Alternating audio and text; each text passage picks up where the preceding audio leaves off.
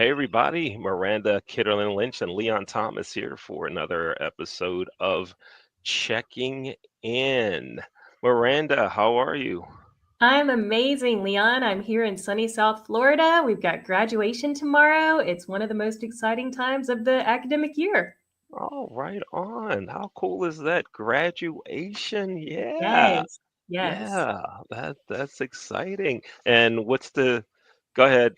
Everyone when they say they're in Florida, they always talk about the temperature. It's sunny, it's hot, it's warm. Particularly when up north it's like 19 below zero, right? So what do we have for temperature tomorrow? What's I the don't I forecast? don't want to give anybody FOMO, but it looks like we're going to be between 71 and 84, sunny. I will tell you that it feels a little hotter to me, but it's absolutely beautiful weather. We couldn't ask for anything better right now. Right on. Nice. Now, during one of our previous shows, we started a conversation about what episode number is this? Oh, Because God. remember, we used to ask that question during all the shows, and we got like 50, 60 or so, and somehow we got away from the. That was a question I used to ask, and we got away from talking about it. So, what do you think? What's your guess? Where do you think we are? Okay. Since we started 3 years ago, since we started the show, I'm going to say 87. 87. Do you know Uh, the I answer? I do not know the answer. Well, this isn't satisfying. However, I'll take a guess too. Okay. Right? You said 87. Yeah. I'm gonna go with 83. Okay. Right? I'm gonna go with 83. And then some point in the next week or so, I will or I'll ask someone to count. And then on the maybe next week on one of our shows, we'll announce it. Okay. I was about to say, I need you to ask someone to count so that we have an impartial third party to bring us the unbiased information. What? Huh? Would I do that? I maybe so, maybe not. But anyway, so we will get that official count up, and starting on May 1st, we're back up on podcast platforms. So Yay! yeah, so audio will be back up. You can take a listen on your favorite podcast platform and check out all the groovy things that are happening here at Checking In. And folks, we want to remind you, we want you on the show. Yes. If you'd like to be a guest on Checking In, you can email me. Send the email to Leon at the leonthomasgroup.com. Just keep it real simple. Hey, Leon, I'd like to be on the show. Right? And Miranda, how do they get in touch with you? Again, keep it simple. You can literally open your favorite search engine and type in my name, Miranda Kitterlin Lynch. I think I'm the only one you're going to find. There you go. Simple. So contact us if you know someone that would be great to have on the show or you want to be on, let us know. Yes. So today we have Bill Fanning. Hi, Bill. Let's bring Bill on into the studio. Hi, Bill. How are you? I'm great. How are you? Yay. Hey, Doing Bill. well. Thanks for joining us. Yeah, it's great to meet you both. Thanks for having me.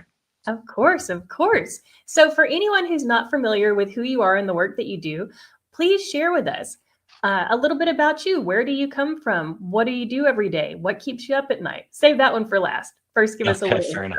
intro. Yeah, so I am the Chief Revenue Officer here at Stayntouch. I am from Austin, Texas. I live here in Austin. I've been here since 1996, so a really long time. This town has changed significantly over the course of that time, so I've been very fortunate to watch it grow and go through its paces.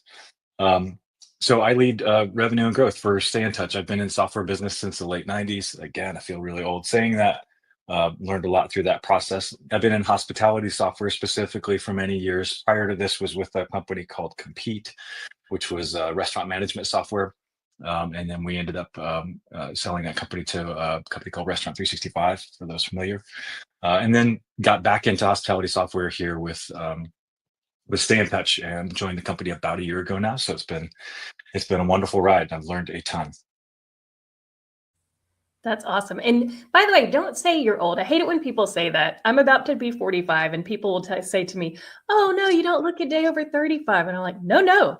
Every trip around the sun is a badge of honor that I made it." Like, Yes. Yes, I want to be old one day.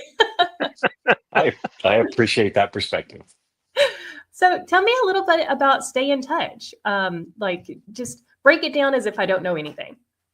Sure. Yeah, we are a hotel property management system. We are a cloud-based, browser-based system. We're the first one, I believe, that came to market as a browser-based system. Our intent is simple. We want to be a simple and intuitive piece of software that people can learn quickly and understand how to run their business, their hotel business on quickly. So we minimize training time. We get people up to speed very quick, but be robust enough to be able to provide reporting and all the things that you need to run a pretty complex business. We want to be best in class, and we intend to be best in class PMS, and have a great API framework so that we can integrate with all of those technologies, virtually all the technologies that you have in house right now. As you guys know, hotels are pretty complex. There's a lot of different things that you need to be able to do well in those areas. There's a lot of technologies that serve that. So we want to be able to play very well with all of those pieces, whether it's RMS or booking engines or CRS. And we've got a lot of great integrations. I think we've got a little over 1,200 integrations that we manage right now. Wow, 1,200 integrations. Now, Bill, I worked in hotels. I started working in hotels when we still had hard keys, Yeah, right? And in fact, they actually still had the room number on them. yeah, Okay, and we didn't change locks and everything. Miranda, you're talking about age? Yeah, right. I remember the yeah, hard key with the room numbers on it, and to look at what has changed now, all the advancements that are available to us. I'd like to know some of what is something that's really happening out there in terms of hotel tech and what's happening with Stayntouch, that if I were to compare from the hard key room number days to now, I'd be like, what? Are you kidding me? Wow, are you yeah. serious? So give me that wow factor, Bill. Well, I think there's a lot, and it's not just specific to PMS. There's a whole bunch that's more broadly based to the technology landscape. It's interesting with the hard keys. It's funny that trend has actually come back for small luxury properties. You'll see a lot of those that's almost a badge of honor to have a metal key that they use versus What? yeah, that's right. Yeah. Um, but for those Oh, larger, more wow. scaled hotels, that's certainly not the case. I think, look, there's a ton that's happened in technology over the course of the last, let's call it 15, 20 years.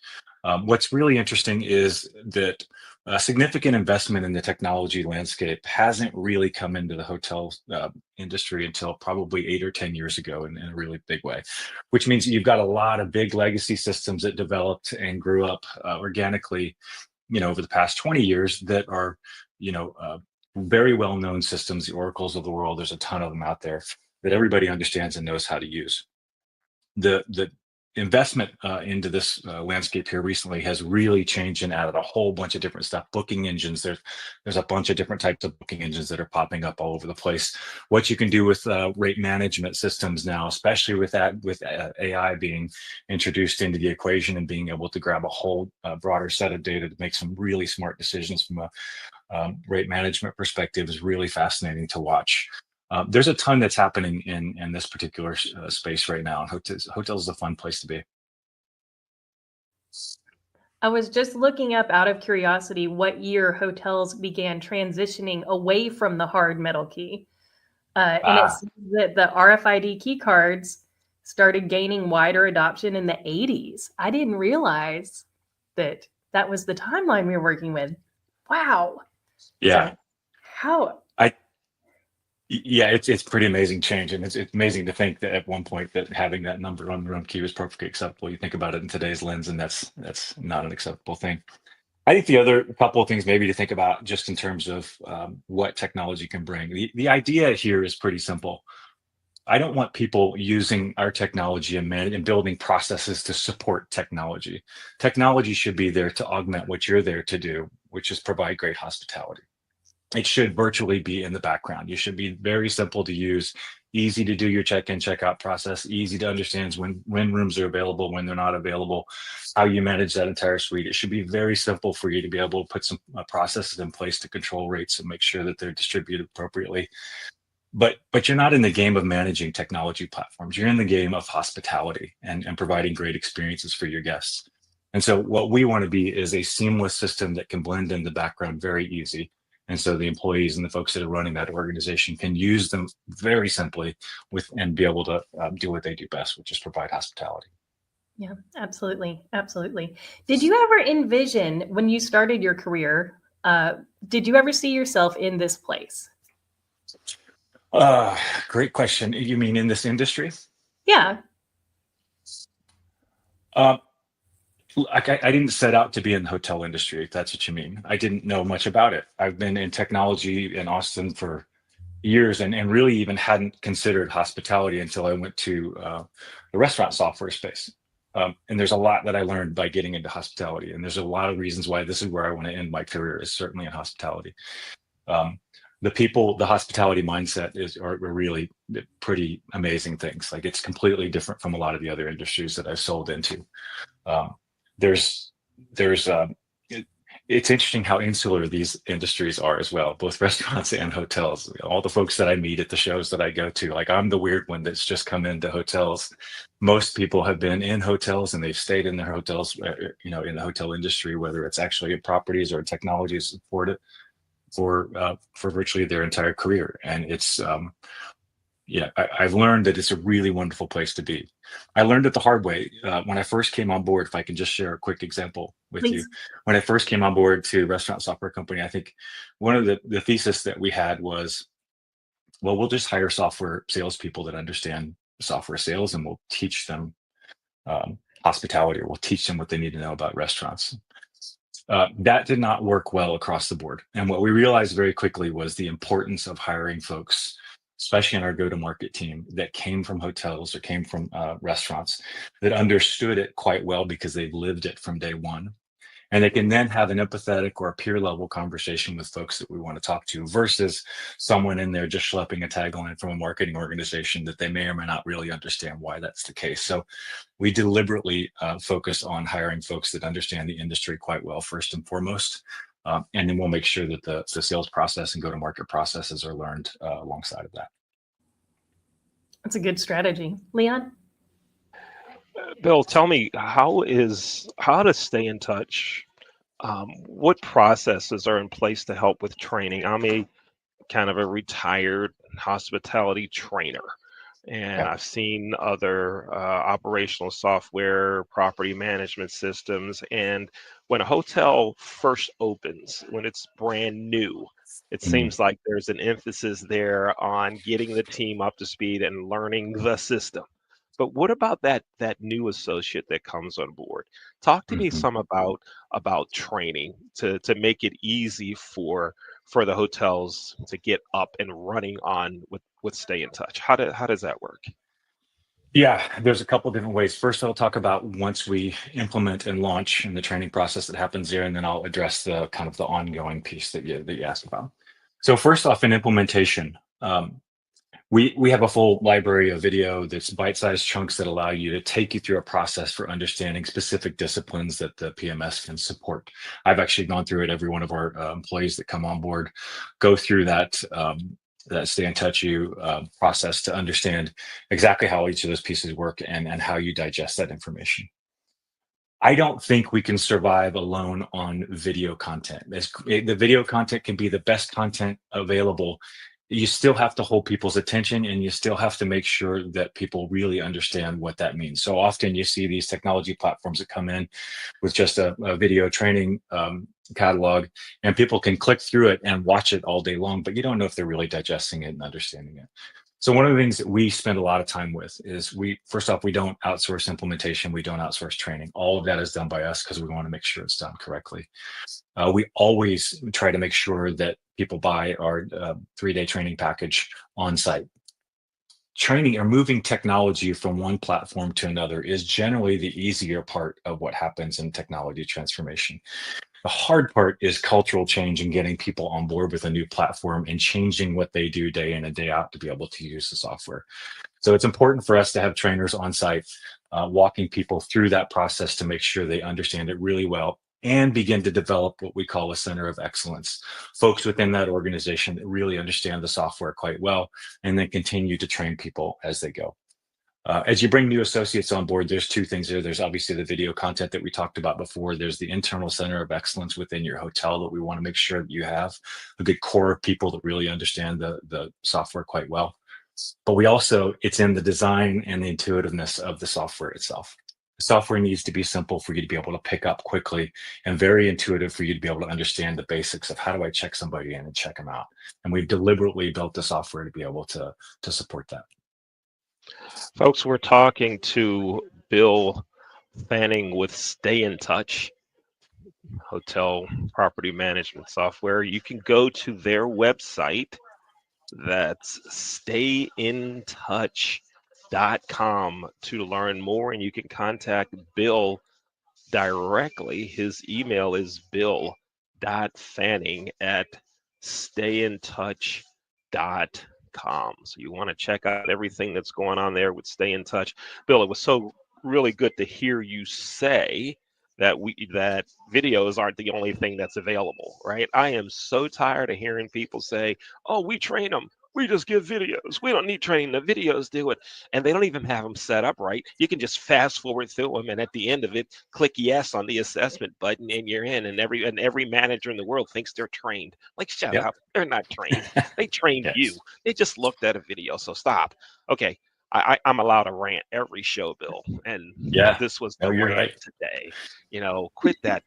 Put somebody face to face. Let's go ahead and get that training done the right way. Go ahead. This isn't reserved for just the hotel world. Every business I've ever been in, whether I'm training salespeople or training implementation or any of that stuff, in every single case, if you don't have people that can help really make people digest the information that we're trying to get across the board and then hold people accountable to that information, it's very difficult to do that in video and video alone.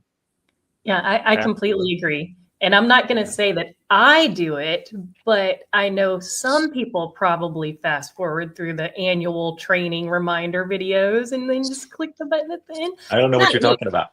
I can imagine.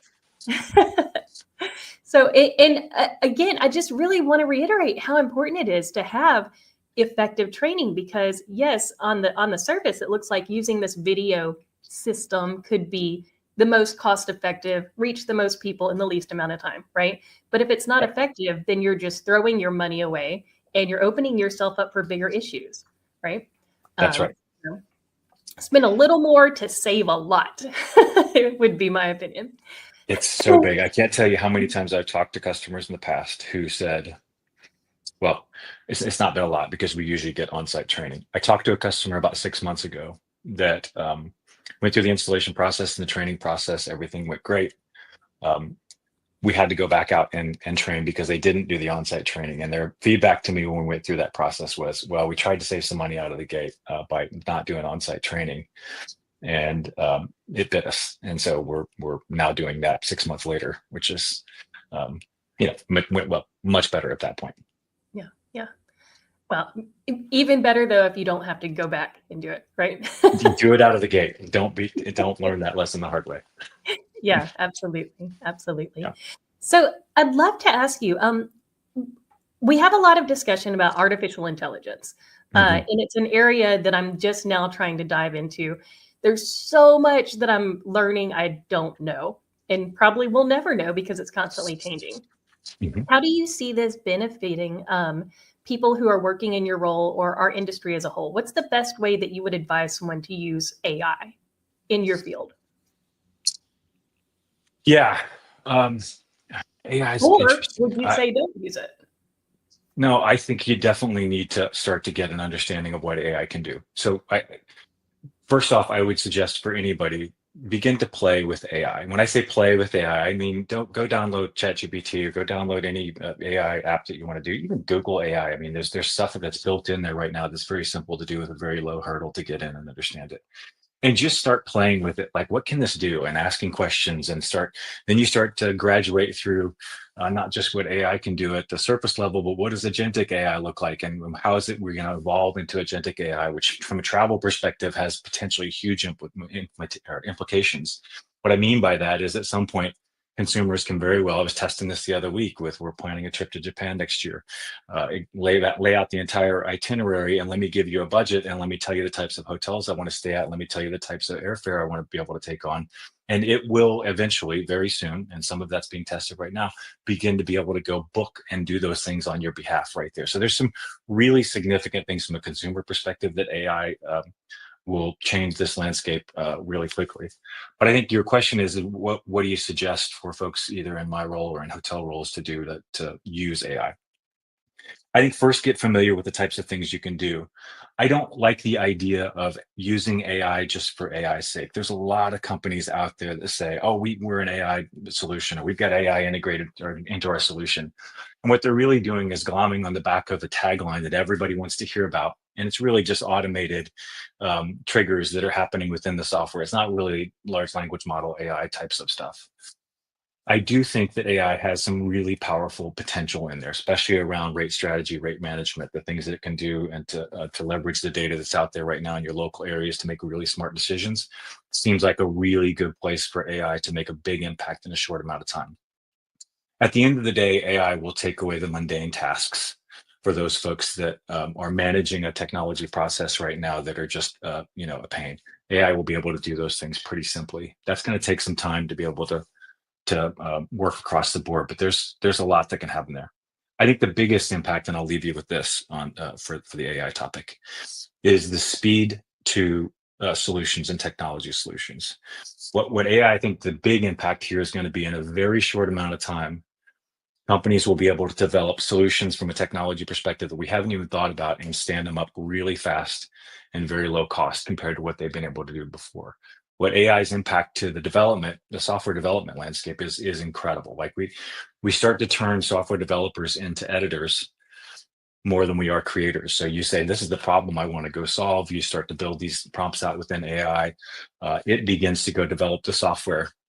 And then you go through an editing process to make sure it's tight and works well from a user experience. And you start to bring products to market and solutions to market on top of the products you already have really, really fast. That's, I think, going to be the biggest impact to what AI has to offer in hospitality. I was sold it takes away the mundane. Like, sign me up. I'm good. Yeah. Leon, is it time to deliver our... Not yet. Let's go. I'll ask one. You ask one. Then we'll go into the signature questions of the show. Bill, talk to us about profitability. I mean, bottom line, it's about ownership, investors, someone making money.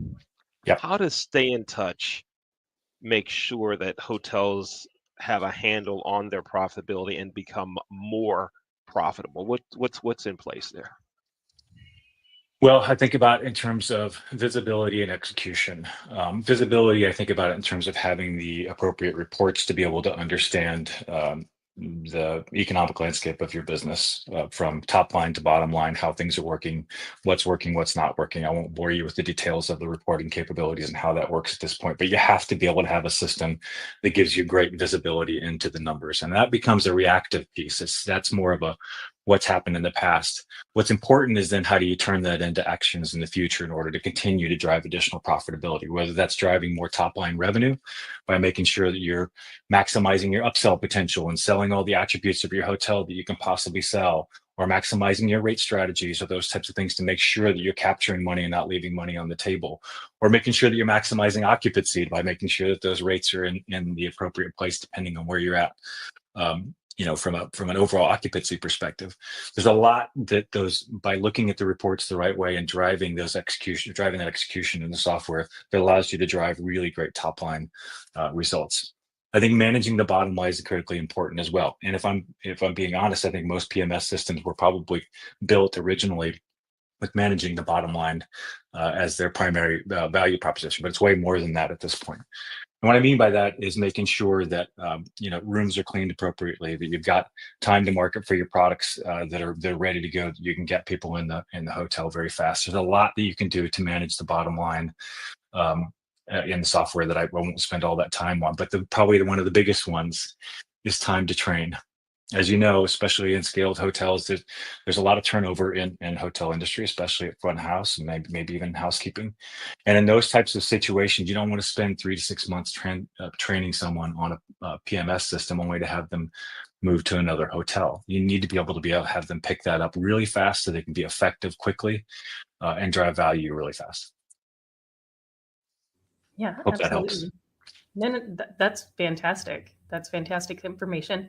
And I guess kind of building on that, so I teach graduate students predominantly in hospitality management. And I would wonder, what would you tell them to do right now with regards to technology in our industry to make themselves one of the best candidates for a position or one of the most successful candidates once they get a position? What can they do to invest in themselves right now with regards to technology that will just give them an edge and make them successful? That is a great question. I'm going to give you an answer from a software guy's perspective. I would love someone to give that answer from a hotelier's perspective, because I think that is every bit as valuable, probably more valuable. But I'll give it from my side. Okay. We talked about AI first because given if you're in grad school, if you're still fairly early in your career, I think understanding what AI potentially can do allows you to think about what you're doing in your world moving forward and the potential applications that give you exponentially greater production by leveraging AI. So lean into just understanding what the possibilities of AI are, and then you can figure out how you weave that into your processes to solve problems. I think the other piece to think about is really understanding the broader landscape of technology that supports hotels and why they're developed to be what they are. That doesn't mean you need to be a product expert in every single product out there. But if you understand the business of running a hotel quite well, then you start to understand who the predominant players are from a technology perspective across the board. If you're in any kind of complex environment, you really need to understand the details for why data needs to be moved back and forth between different systems. There's this common discussion we have right now around all-in-one platforms versus best-in-breed platforms or best-in-class platforms. I think it's really important if you're going to be going into hotels, especially hotels that have multi-properties, to understand the best-in-class properties across the board, because you're likely going to be dealing with multiple platforms in those areas, and understand the nuances of how data gets moved back and forth very quickly and why that's important to your business. That's probably the biggest thing I would suggest. Awesome. Thank you so much. That's great advice. Thanks. Bill, it is now time for he's ready. He's ready. Let's go. It is now time for the 2 signature questions of the show.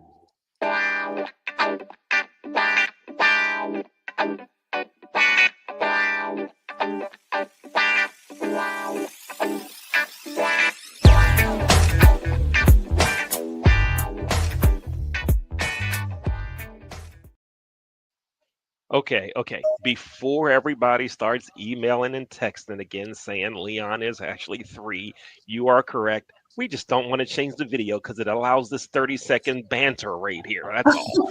All right. So, Bill, question number 1. Have you ever had a Maryland crab cake? I have. And I had it at a restaurant. I believe it was called O'Bricky's. Oh, O'Bricky's. O'Bricky's, is that it? Oh, And you went high in on the crab cake. Well, I was told when I was in town there that's where I needed to go, and I went, and it was extraordinary. Yeah. Oh, you're living in the high rent district if you ate crab cake there. Man. I go to the little hole in the wall places, but man, I would prefer the hole in the wall places, but this is what I was told to go do. I was there by myself, so I was at a table solo having a crab cake. What? The next time you come to Baltimore, let me know. You can take me. I'll go. Let me ask you this: where's the hole in wall place I need to go to for a crab cake? Y'all should trade, high low. We should trade. The place it's a small place, and I won't term it a hole in the wall, but it's way off the beaten path, and most people don't even know they sell crab cakes. Okay. It's in a business community near the Baltimore airport. It's a deli, that's Okay. open only Monday through Friday, 7 to 3. I like everything about this. It's called Adams Deli. Adam's Deli. Adams Deli in Oh, Linthicum, Maryland, near the BWI airport. That's where all you right. get a really good cake. And most people don't even know they sell crab cakes. It's outstanding. It's Adams on my Deli. And list. this will be the second show that Adams Deli has gotten a shout out from me. So So where are your Adams Deli, cakes? better get a hookup. All right. Get a hookup here. All right. Question number 2. How about bean pie? Have you ever had bean pie? I've never heard of bean pie. I don't know what that is. I'm See? sorry. Yeah, I It's feel not like I failed real. you. Dang it. It's not a real thing. It sounds like I need to know what this is. Is this a Maryland thing specifically? I think This is not Leon a has flooded the internet with fake bean pie news. So don't try to Google it because he's already beat you to it. I'm gonna go look it up after this for sure. You can look it up, but also since this session is recorded, but it's going to air live on tomorrow on Tuesday, April 28th. The first premiere will be at 2 o'clock. We'll be totally transparent here, Bill. Everyone, I want you to go back to my LinkedIn page, go to Miranda's, Okay. and you will see a piece there starting tonight at 8:30 called "What's All the Buzz About Bean Pie?" I will So watch it. all the week of April 28th on my social media, on Miranda's social media, what's all the buzz about bean pie? We actually had a Okay. bean pie tasting last Tuesday at the Hilton BWI. You got to tell me So what a bean pie. Is this? I assume this is a savory pie. This can't be it. There is no sweet bean pie, right? Am I asking it the right? is actually there is a sweet. It is sweet. Really? Wild, right? Maybe That is. All right. Miranda once said, what was that line about Bigfoot, Miranda? What did you say Oh, in yeah. relationship to bean pie? I need to see it to believe it. You can tell me all day long that there are these bean pies out in the world in existence that people are enjoying. Until I see it, no. People tell me that they've seen Bigfoot. I haven't seen it. So till I see it, no. I will search it Wow. up. All right. All So right. I'll close us out with a much easier question. Okay. Bill, if you could go back and give your 20-year-old self one piece of advice, wisdom, affirmation, what would it be? That's a great question. 20-year-old self.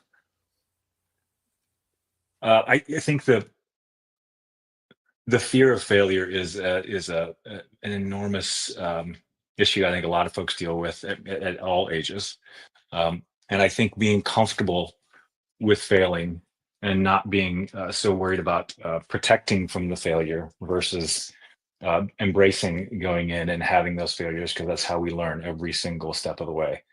And I don't think I thought about it that way. I think I probably made quite a few safe moves for the sake of not failing and being afraid to do that. And it wasn't until I got out of that mindset to embrace more difficult moves and not be worried about if something goes wrong, but what are we going to do to continue to get better throughout that process? Did it put me in a much better state for growth? That's probably it. Sage advice. Absolutely.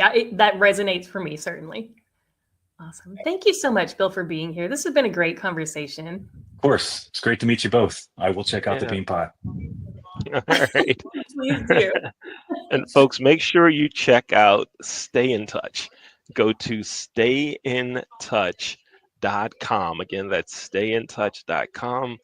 Find out what all the buzz is about their great property management software. You're going to love it. It's Stay in Touch. And if you want to contact Bill directly, his email address is bill.fanning@stayintouch.com. And when you contact him, just let the conversation start with, "Hey, do you have bean pie?" Then he'll know that you a referral from the show. Bill, thanks for being with us. Thank you. Nice to meet you both. Thanks. So Miranda, I love it. I love it. Bill's I was taking another so great many guest. notes. I love it when we have a guest on who can share all these things that I just don't know enough about. And all our guests educate me, don't get me wrong, but especially when it comes Yeah. to technology, I feel like such a dinosaur sometimes. So this has been amazing. It has been. I think I'm up to date with it in technology until I meet someone like Bill or some of our other guests, and they go, they say some things, and when they're a single shot and we're off camera, I'm taking notes just like you, going, man, I thought I knew, but I don't know. Hmm. And then it's like, wow, then you spend the next hour or two looking it up and go, wow, Yes. I don't know anything. Yeah, so it's really, really good. Yeah, I love it. Folks, we want you on the show. If you'd like to be a guest here on Checking In, send me an email, leon at the leonthomasgroup.com, or you can Google Miranda's name and I'm it'll very pop easy to up. She's find. easy to find. She's easy to find. There was a college football coach that goes around saying that Deion Sanders at the University of Colorado. I ain't hard to find. I ain't hard to find. That's what he says. Right on. So Miranda, thanks again. Another great show. And Thank you. everyone, we'll see you next time on Checking In. Take care.